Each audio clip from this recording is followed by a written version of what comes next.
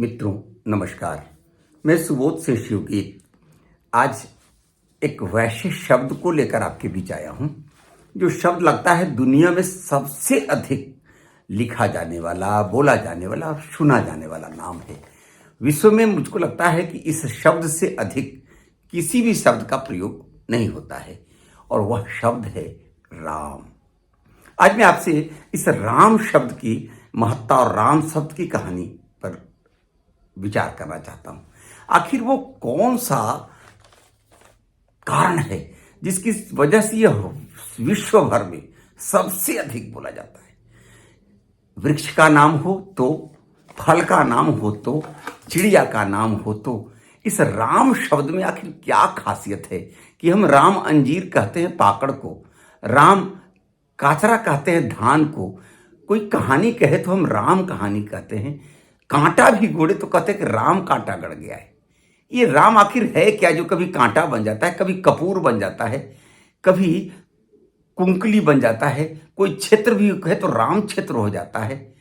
एक राम गंगर चिड़िया हम लोग के यहाँ है, रामगिरी चिड़िया है, राम मिति 36 मात्राओं का छंद है, राम जना कहते हैं अगर कोई वर्ण संकर है तो, रामजनी स्त्रियों को कहते हैं। एक बहुत ही कीमती फसल है उसको हम लोग रामजौ कहते हैं। आखिर राम शब्द में इतना कौन सा गुण है कि जौ भी है तो राम जौ है, झूला झूलते हैं तो राम झूला कहते हैं, रामठी कहते हैं हींग को, राम तिल भी कहते हैं तिल को, राम तुलसी भी है, रामपन को रामत्व कहते हैं, कद्दू को हम लोग राम नेनुआ कहते हैं, राम तुराई कहते हैं, राम के नाम से बांस भी है, राम बांस है। एक खूब मीठा व्यंजन हमारे यहाँ चीनी का बनता है तो उसको रामदाना कहते हैं। कोई चावल और आम को तो राम भोग कहते हैं, राम रज कहते हैं चंदन को, राम रतन भी कहते हैं चंदन को, ये राम रस कहते हैं नमक को, राम लवण भी कहते हैं नमक को, रामशिला कहते हैं, रामी कहते हैं काशी घास को। आखिर ये राम शब्द में आखिर कौन सा गुण है कि सबसे अधिक, चाहे धरती हो, आकाश हो, पताल हो, चिड़िया हो, पौधा हो, पशु हो, पक्षी हो, आदमी हो, सबके साथ राम। विजयदशमी के अवसर पर मैं घूमने निकला तो सारे लोग राम राम, जय राम जी की और जय श्री राम का उद्घोष हुआ तो लगता है कि सारे लोग, चाहे नेता लाख जात पात की बात करें, जय श्री राम के नारे के साथ सारा देश जुट जाता है।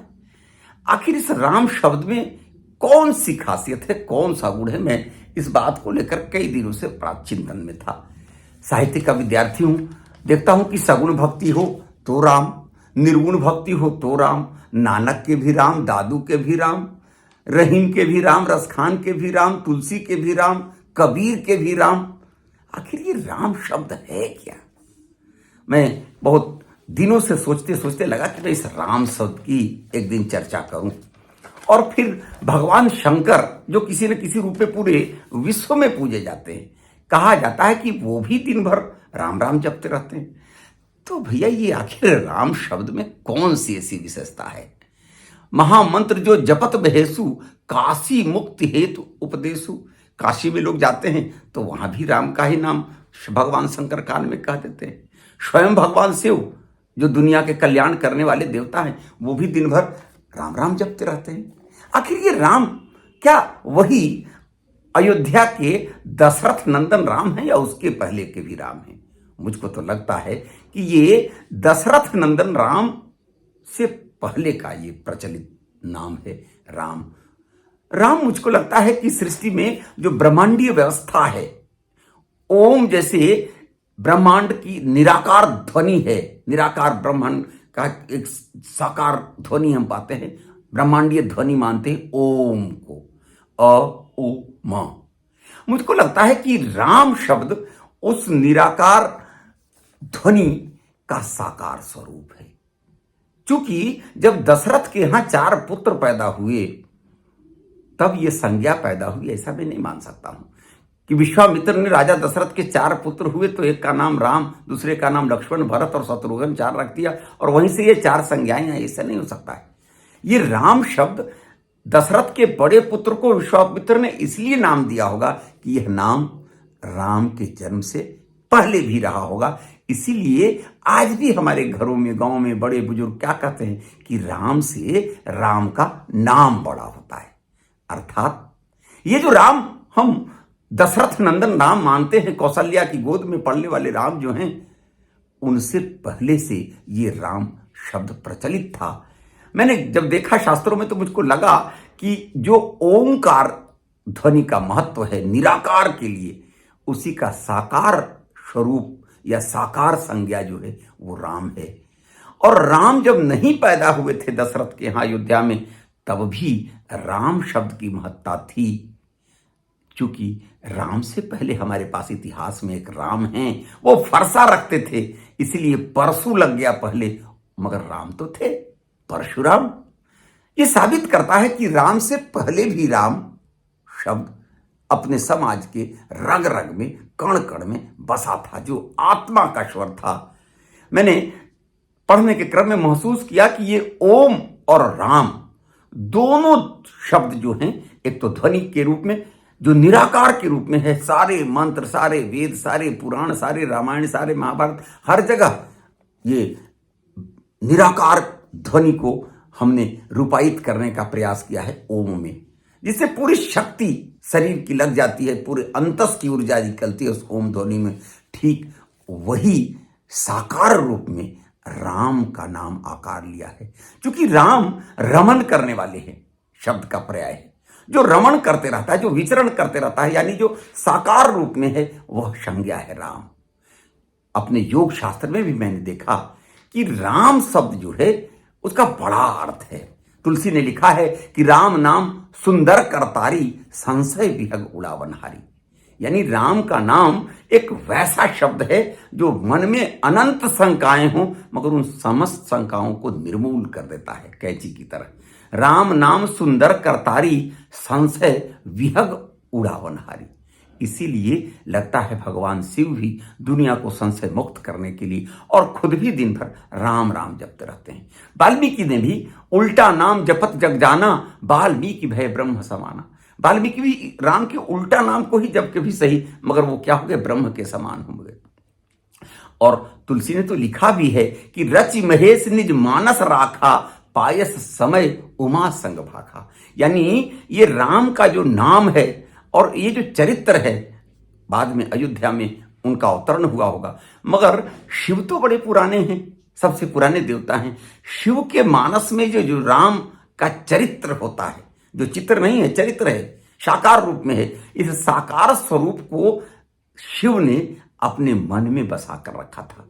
रचि महेश निज मानस राखा। ये जो राम का चरित्र है आज सगत जगत में व्याप्त है, सबसे अधिक प्रचलित शब्द है, तो इसका कारण है कि वो शिव, भगवान शिव के भी मानस में ये राम नाम का जप चलता रहता है। तभी तो लिखा है कि रचि महेश निज मानस राखा, पायस समय उमा संग भाखा। जब उमा राम के चरित्र को जानना चाही तो शिव ने राम के चरित्र को सामने उजागर किया। अपने शास्त्रकारों ने लिखा भी है कि ये राम शब्द जो है इतना महत्वपूर्ण है कि विष्णु के सहस्र नाम के लेने के बराबर है। अर्थात राम से पहले से यह प्रचलित शब्द है, जो विष्णु का भी पर्याय रहा है। राम रामेति रमेति, पंक्ति है कि राम रामेति रमेति, रमे रामे मनोरमे, सहस्र नाम तत्तुल्यम राम नाम वारावनी। अर्थात राम शब्द का उच्चारण मात्र से विष्णु के 1000 नाम का फल मिलता है। अर्थात ये राम शब्द कहीं न कहीं से प्रचलित बहुत प्राचीन समय से है। और मुझको लगता है कि हम जन्मते ही के साथ कोई बच्चा पैदा होता है तो अपने घर में छठियारी के गीत गाते हैं, तो कल्पना करते हैं कि मेरे घर राम का अवतरण हुआ है। जब बच्चा बड़ा होता है, अपने भाई के साथ खेलता है, तो हमारी कल्पना होती है कि हमारे बेटे राम लक्ष्मण की तरह हैं। हमारे यहाँ जब कोई बहू ब्याह कराती है, दूल्हा जाता है ससुराल, तो ससुराल वाली सास नंदें या गांव की जो महिलाएं हैं वो दूल्हे का स्वागत राम के रूप में करती हैं। और जब हम मर भी जाते हैं तो राम नाम का ही सत्य का उच्चारण होता है। और यह राम नाम सत्य जो है ऐसा नहीं कि अयोध्या के राम के बाद प्रचलित हुआ है, राजा दशरथ का भी निधन हुआ होगा, उनके पहले अज, दिलीप, रघु, हरिश्चंद्र का भी निधन हुआ होगा, तो राम नाम सत्य यह शब्द जो है तब से प्रचलित रहा होगा। यह साबित करता है कि राम से पहले भी राम का नाम था। कहा भी गया है कि जो हम राम राम 2 बार बोलते हैं, बड़ा एक वैज्ञानिक मैं आपके सामने विश्लेषण रखूं कि जब भारत के लोग मिलते हैं तो 2 बार बोलते हैं राम राम भैया, तो उसका जवाब में बोलता है राम राम भैया, राम राम। जय राम जी की भैया। हिंदू, मुसलमान, आदिवासी सारे लोगों में, क्या उत्तर भारत, क्या दक्षिण, क्या पूरब, क्या पश्चिम, जहां भी भैया आज नई बातें हाय हेलो आई हूं, मगर भारत का अभिवादन है राम राम। यह साबित करता है कि राम हमारे लिए नमस्कार और प्रणाम और नमस्ते की तरह राम राम एक आपस का जो हमारा मिलन का जो प्रथम उच्चारण होता है राम राम। और ये राम राम के बारे में कहा था कि 2 बार राम राम लोग इसलिए बोलते हैं कि राम शब्द जो है उसका हम वर्णाक्षरों में अगर गिनती करें तो र जो है हमारे हिंदी वर्णमाला का 27वां वर्ण है। र कैवा वर्ण? 27वां वर्ण। और उसमें आकार लग जाता है तो आकार जो है अ आ दूसरा वर्ण है, तो 27 और 2 29। र 27वां वर्ण और आकार दूसरा वर्ण, तो 27 और 2 29। और म हमारे हिंदी वर्णमाला का 25वां वर्ण है, तो 27, 2, 29 और 25 54। कहा जाता है कि 2 बार राम राम बोलने से क्या होता है, 108 बार राम के नाम का फल मिलता है। इसलिए हम आपस में मिलते हैं तो संबोधन में क्या कहते हैं, राम राम। तो राम राम कहने से क्या हुआ, 1 बार राम बोले तो 27, 2, 29 और 25 54, और 2 बार राम राम बोले तो 108 बार राम का नाम लेने का फल मिलता है। ये राम राम इसलिए हमारा संबोधन है कि इसके एक उच्चारण से 1000 विष्णु सहस्त्र नाम का फल मिलता है, तो दूसरी ओर हम 54 दूनी 108 बार राम के नाम का उच्चारण कर लेते हैं। इसीलिए राम जो है जय राम जी की है, जय श्री राम है, अनंत काल से भारतीय संबोधन का एक पहला संज्ञा का रूप हमारे बीच में रहता है। यही कारण है कि हमारे तुलसीदास ने भी कहा है कि सिया राम में सब जग जानी। वो पूरी दुनिया को कहते हैं कि सिया और राम में देखो, सिया राम में सब जग जानी, करो प्रणाम जोर जुग पानी। पूरी दुनिया में कोई दोस्त दुश्मन नहीं है, वसुधैव कुटुंबकम, सारे लोग जो मिलते हैं उनको सिया राम में समझो, और सिया राम में जब समझोगे तभी जो है सो दुनिया का कल्याण हो सकता है, यानी सकारात्मक शक्तियों का जब तुम विश्वास करोगे। वैसे भी आप बोल के एक बार देखिए कि जैसे ही राज शब्द बोलिएगा तो सारा रेचक हो जाता है, मेरे अंदर की जो नकारात्मक शक्ति निकल जाती है, और मौ बोलते के साथ पूरक हो जाता है। योग शास्त्र में कहा जाता है कि योग का यह बड़ा प्रचलित शब्द है राम। तुलसी रा के कहत ही निकसत पाप पहाड़। ये जो अंदर पाप भरा हुआ है, नकारात्मकता का, संशय का, निगेटिविटी का, वो रा बोलते के साथ रा सब बाहर हो जाता है। और जैसे ही हम मौ बोलते हैं ये मुंह के कपाट बंद हो जाते हैं। योग शास्त्र में राम का भी महत्व है कि तुलसी रा के कहत ही निकसत पाप पहाड़। ये अंदर जो पाप पहाड़ बन के मेरे शरीर में छाया हुआ है वो रा कहते के साथ बाहर आ जाता है। फिर आवन पावत नहीं, और फिर वो आने नहीं पाता है, देत मकार की वाण। ये मौ बोलते के साथ राम, तो जैसे ही मौ बोलते हैं तो फिर से पूरा खत्म, मैंने हमारे अंदर क्या होता है, पॉजिटिविटी आ जाती है। रा बोलते के साथ मेरे अंदर का रेचक यानी सारे नकारात्मक, सारे कार्बन डाइऑक्साइड बाहर हो जाते हैं, ये पाप रूपी पहाड़ बाहर निकल जाते हैं। और फिर आवन पावत नहीं, देत मकार की वाड़। और मौ जब लगा देता है तो फिर नकारात्मक शक्तियां नहीं आ सकती हैं, सिर्फ सकारात्मक शक्तियां अंदर जाती हैं। इसलिए देखिएगा कि राम राम राम, किसी का माथा दर्द होता है तो भी राम राम बोलने लगता है, किसी के घर में कोई दुख हुआ तो भी राम राम बोलने लगता है, कोई कष्ट हुआ तो राम राम, सुख हुआ तो राम राम, दुख हुआ तो राम राम, खराब किया काम तो राम राम, अच्छा काम किया वाह तो भी राम राम। ये आखिर राम शब्द निश्चित मानिए कि ये अयोध्या वाले राम से बड़ा है, प्राचीन है। ये भारत के कण कण में, भारत की आत्मा में बसा हुआ है। तभी तो पेड़ का, पौधों का, नमक का, चिड़िया का, आदमी का, संबोधन का, सब जगह दुनिया में राम के सिवाय कोई ऐसा शब्द नहीं है। किसी भगवान भगवती की बात मैं नहीं कर रहा हूं, मैं ईश्वरीय बात नहीं कर रहा हूं, मैं कर रहा हूं कि ये राम शब्द की लोकप्रियता, आखिर कहीं हम झूला झूलते हैं तो कहते हैं राम झूला झूल रहे हैं, राम ठीक कहते हैं जब इनका छौंक लगता है, खाते हैं तो राम जो खा लेते हैं, राम ये राम तोड़ई हमारे यहां बनता है, राम तिल है, राम तुलसी है, राम रज है, आखिर ये राम है क्या? भैया मैं आज इस राम शब्द की व्याख्या करने के माध्यम से मैं आपके सामने ये बताना चाहता था कि रामचरितमानस, राम का जो चरित्र है उनका मन में नाम आते ही कहा जाता है कि श्रवण सुनत पावहि विश्रामा। ये राम शब्द सुनते के साथ कान को विश्राम मिलना रहता है, अर्थात यह राम अयोध्या अवधपति राम से पहले से प्रचलित एक शब्द है, एक संज्ञा है जो ओम के पैरेलल, ओम के बराबर प्रचलित है। ये आराध्य भगवान श्री राम तो हमारे राम हैं, उनके चरित्र को हम सुनते हैं तो पूरी दुनिया में वैसा कोई चरित्र नहीं मिलता है जो जीवन भर दुख में रहकर दुनिया को सुख बांटता रहा, दलितों, वंचितों, अभावग्रस्त लोगों के साथ दूसरों के दुख को हरने में सारा जीवन बिता दिया। ये तो राम का चरित्र है। कहा भी गया कि राम चित्र नहीं है, चरित्र है, कैरेक्टर है, कैलेंडर नहीं है। सारा जीवन राम का बचपन से लेकर अंत तक समाज को एक चरित्र देता है, और वह राम का चरित्र उस राम के नाम से मिलकर बहुत बड़ा हो गया है। इसीलिए विश्वामित्र की मैं इस बात को आपके सामने उनकी भावना को रखना चाहता हूं कि राम के नाम राम से बड़ा है, राम से बड़ा है राम का नाम। इसीलिए भगवान शिव भी जपते रहते हैं। काशी में मरने के लिए हम जाते हैं, कहा जाता है कि काशी में जो जिसकी मृत्यु होती है वो शिव के त्रिशूल पर है, धरती से अलग। भगवान शिव जो राम राम जपते रहते हैं, अगर काशी में किसी की मृत्यु होती है तो भगवान शिव उसके कान में राम राम बोलते हैं। अर्थात यह राम शिव के द्वारा जपा जाने वाला, राम भी शिव का जप करते हैं, दोनों एक दूसरे के पूरक हैं, मगर शिव जो सबसे प्राचीनतम देवता हैं वह अयोध्या पुत्र, अयोध्या के दशरथ पुत्र राम के बाद ही राम राम जपते हैं, ऐसी बात नहीं है।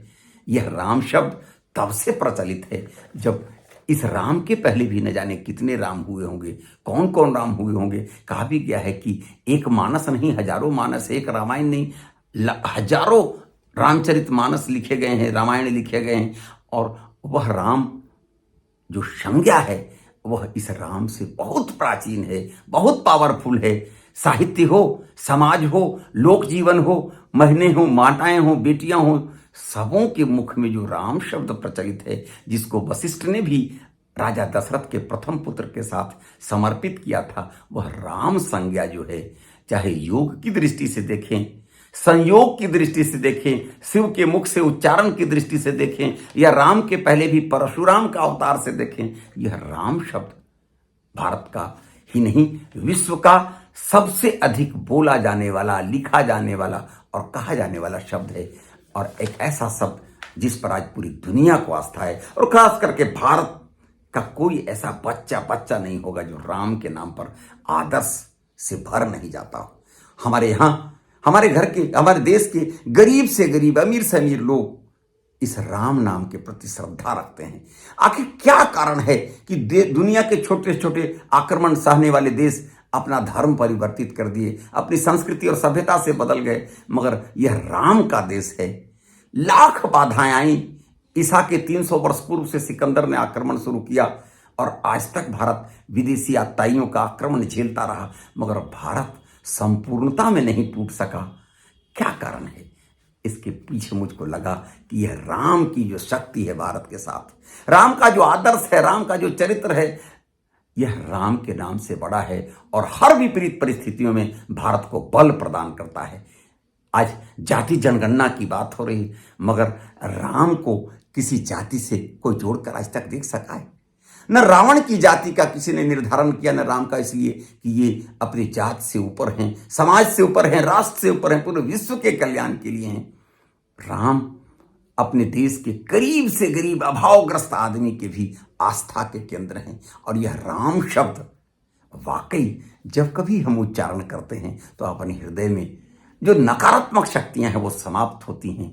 इसलिए भैया मेरे आज के इस कथन के पीछे आज ये जो मैं राम कल विजयदशमी का पर्व समाप्त हुआ, असत्य पर सत्य के विजय का दिवस था, हर जगह देखा कि रावण का वध हो रहा था, तो मुझको ये राम शब्द बड़ा प्रभावित किया। प्रभावित तो मैं जीवन बचपन से हूँ, मगर राम पर मुझको लगा कि राम शब्द की कहानी मैं आज कहूँ। भविष्य में राम चरित और मानस शब्द पर भी अपने विचार में रखूंगा। विश्वास है कि राम से बड़ा है राम का नाम। क्यों, किस लिए, काहे दुनिया का सबसे प्रचलित और प्रसारित सबसे अधिक बोला लिखा जाने वाला शब्द है।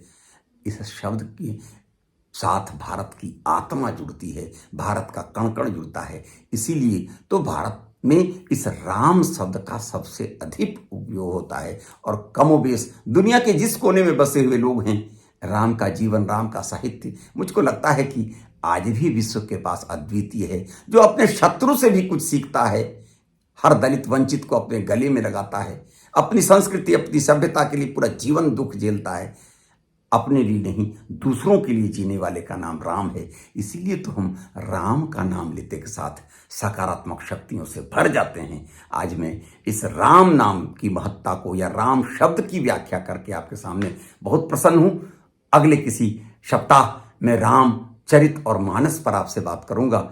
मुझको लगता है ये र, आ, रा और म, ये जो हमारा 27, 2, 29 और 25 54 वर्णों का जो पावर जुड़ता है, 2 बार बोल के 108 बार राम बोलने का जो लाभ लेते हैं, तो निश्चित है कि हमारे मन का जितना संशय रूपी विहग है, राम नाम सुंदर करतारी, संशय विहग घोड़ा बनावी। इसलिए राम नहीं, राम का नाम में वो दम है, क्योंकि ये सामान्य कोई संज्ञा नहीं, एक विशेष पावरफुल क्षमता है जो ओम के बराबर शक्ति रखती है।